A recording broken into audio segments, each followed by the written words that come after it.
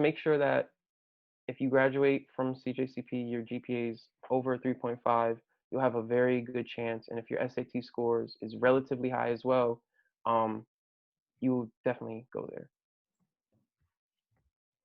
Thank you, Dave. Thank you for No joining us. problem. No Any problem. question to Dave? Okay, I'm gonna continue with thank you, Dave. Continue with the Somer. Somer is from Rutgers from before last year. Yes, Somer. So hi everyone, my name is Summer. I graduated from CJCP in 2018 and I go to Rutgers currently. I just wanted to talk about a few things I wish I knew when I first started college. One of the most important things I wish I had done when I first started was create a 4-year plan for my degree. So I knew going in what major I wanted and what minor I wanted. And I was just kind of taking classes as they came. With my major, my advisor and the entire department set up a website of recommended classes to take throughout your 4 years, but it was very general. It wasn't personalized, and it didn't take into account any credits that I had transferred over from AP classes or anything like that. So I just wish that before I had gone into my orientation and once I had finalized which major I wanted to declare eventually, that I would have gone into Excel and straight up just made a 4-year plan for every single semester that I planned on being there, and kind of detailing every single class that I wanted to take, so that I could make sure that I didn't need to take any summer classes, or if lots of things happen with registrations. So if you miss out on a class because of registration and administrative purposes, you want to be able to have backups.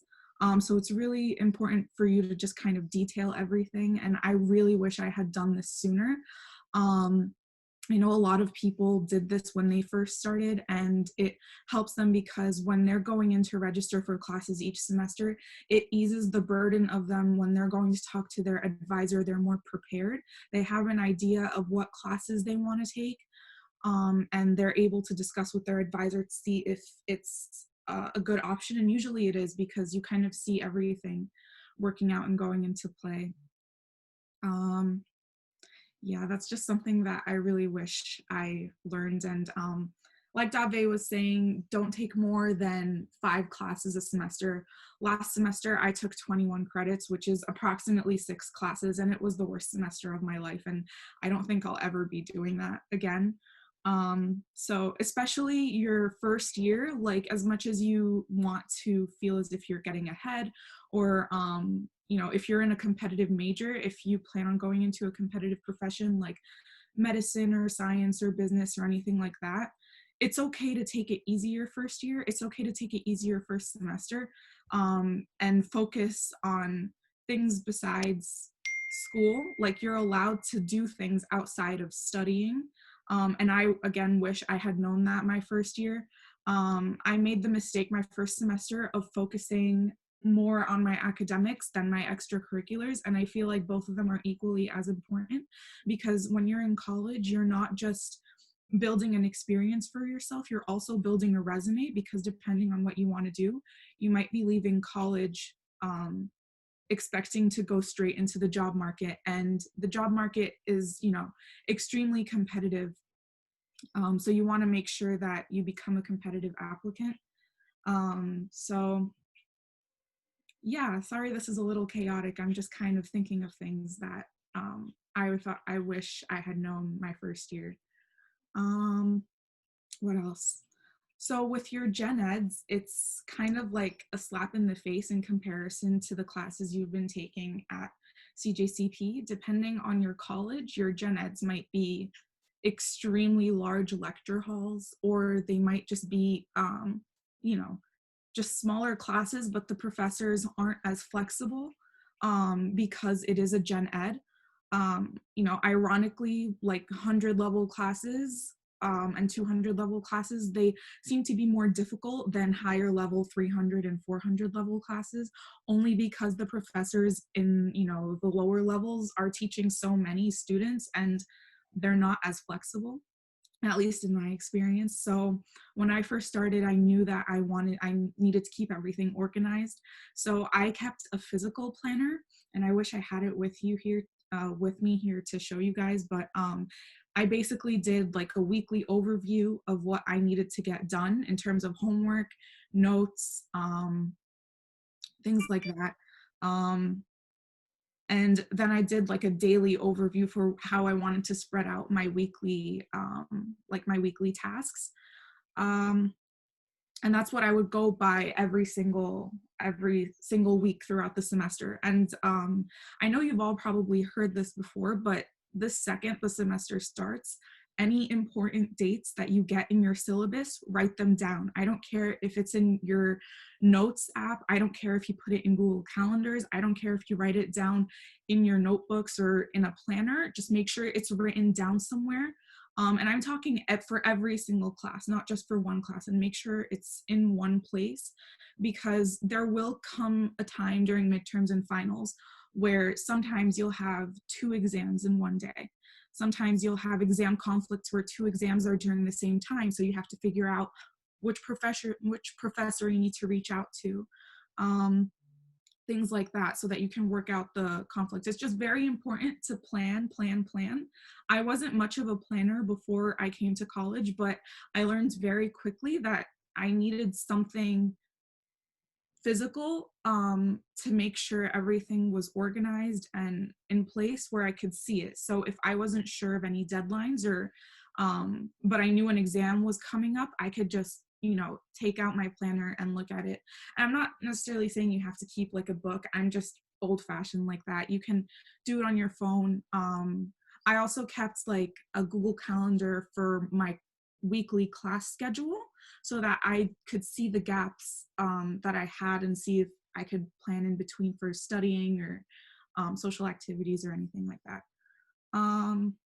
In terms of social life at Rutgers, there's a lot to get involved with. I'm personally involved in Greek life, and at some point I was on the ultimate frisbee team, but because of Corona, that like kind of cut it short. Yeah, and there's a lot to do too. Like there are so many job opportunities at Rutgers. If you participate in work study, there's a lot of options for you. Through work study, I was able to get my first lab job, which gave me a lot of research experience. And later on, I was able to find a lab that I was more comfortable with and kind of did that. So yeah, there's a lot of things that you can do. There are hundreds upon hundreds of clubs. And on the first week, they have the involvement fair. I don't know how that's going to be this fall, but usually they shut down all of the College Avenue campus, and they just have all the clubs at Rutgers, all the organizations set up booths, and you could sign up for them and sign up for info sessions for the first week and see how you want to get involved. And everyone shows up, like from first years to seniors, things like that. And also career planning is really, really important. Like your university, regardless of where you go, will offer some sort of like career office or career preparation office.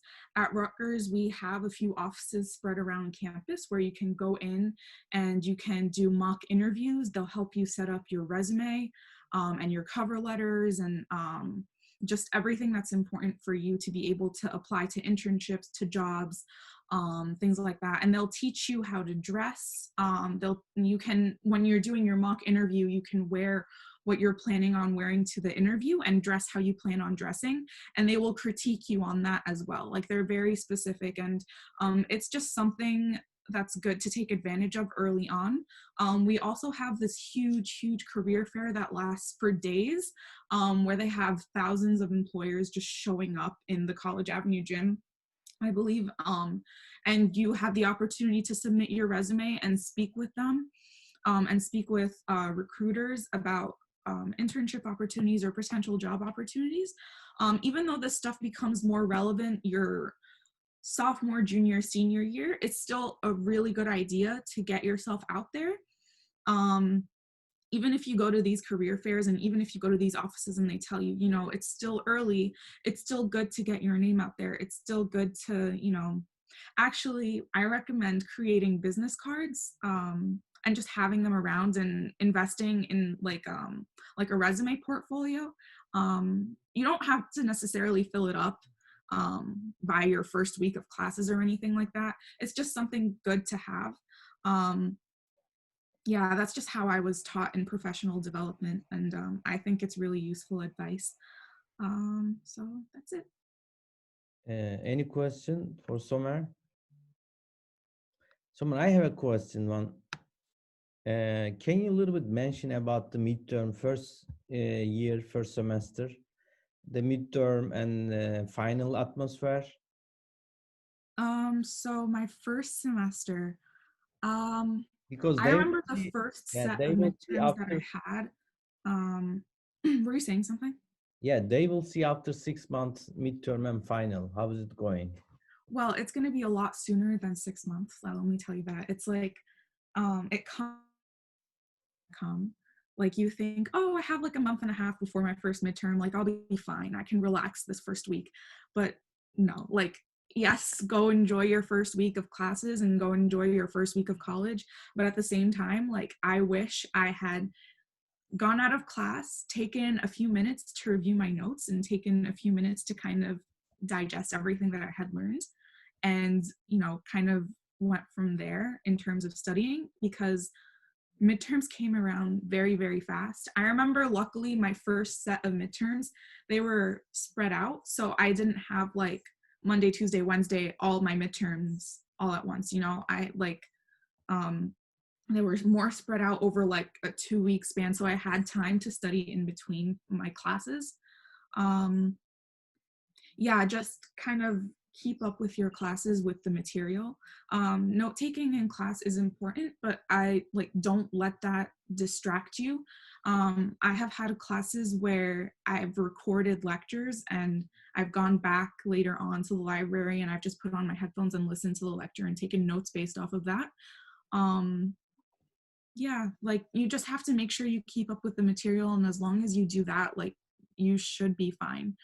You won't cram or anything like that, because I did have to do a little bit of cramming my first set of midterms only because I wasn't like getting out of class and going home and reviewing the material I had studied. I just kind of like, oh, okay, like I understand, this is fine. Um yeah, I just wish I had taken that more seriously, and later on, you know, you get used to that. Any question? Somer, thank you so much for joining us. Thank you. The Christine is here right now. Yes, Christine, go ahead. Okay. I don't know if you guys remember me, but I graduated last year. And initially going into college, I already had an idea of what I wanted to do. So I was intending to study chemistry and be pre-med. However, right now, so the way that my school is set up, you don't have to declare your major until the end of your second year. So right now, I'm taking the time to take like different classes. I think that's especially important in your first year because a lot of people actually end up changing their majors. And I'd say that the first year you have like the most time to take classes that maybe aren't directly related to what you want to study, but like seem interesting. So you have an idea of like, oh, is this, maybe I should consider something else, or do I really want to stay in this career? So that's what I did in my first year. And when you get to college, like Summer and Deve said, you're going to meet with a college advisor and they're going to help you pick out your classes. Before you show up, you should probably look online and have like kind of like a general idea of like what kinds of classes you want to take. And sometimes what ends up happening is the classes may fill up. And in those situations, you can email the professor, and sometimes they'll say no, like they can't let you in, but a lot of the times they'll make some extra space for you. And I'm sure you guys have heard this a lot, but if you can, you should avoid 9 a.m. classes. I know since you guys go to high school pretty early, it seems like something that is doable.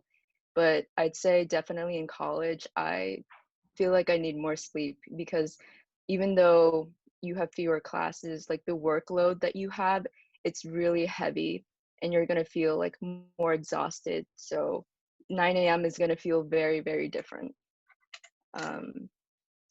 Yeah.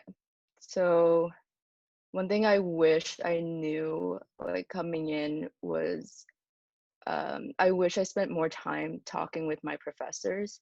It seemed like really intimidating because I haven't really had like it's really hard to approach people that you don't know, and especially when they're a professor, it seems like very intimidating, especially for like a really, really big class. But what I found was like you can email the professor and ask to like maybe get some coffee or like sit down like after class and talk about um, just like have them talk about like their career or like their research interests.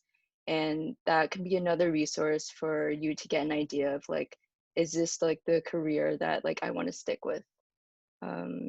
Yeah, and I guess my first semester, I kind of had like the opposite problem that like Summer was talking about, where I think I spent too much time with my extracurriculars because once you get to college, you feel kind of like overwhelmed by how many opportunities there are. So my first semester, I spent a lot of time doing activities that were maybe related to like science or pre-med, but I found that I was kind of like falling behind in my classes. And it's really important to know that like it's only your first semester, so you don't have to like overwhelm yourself right away. And a lot of people end up like dropping some of the clubs that they initially joined because they don't have time, or maybe they have like a change of interest. So I'd say maybe once you get to college, maybe pick like 2 or 3 activities at most, and make sure you have like a balance between like activities that you want to do for fun versus like activities that you think would help you based in your career, because like Summer said, like you're going to end up putting that on your resume and you want to be able to talk about it. um, I guess I can talk a little bit about like what it's like to live in a dorm. Yeah. Kristen, thank you so much to join us. Mhm. Appreciate it. I will contact with you later, okay? I have a question for you. Okay, thank you Mhm. so much.